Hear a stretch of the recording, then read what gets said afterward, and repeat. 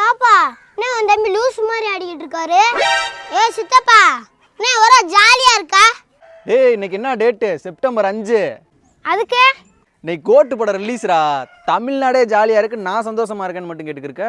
இன்னொரு special day இருக்கு தெரியுமா? என்னடா அது? தெரியலையே. நீ ஸ்கூலுக்கு போயிருக்கியா?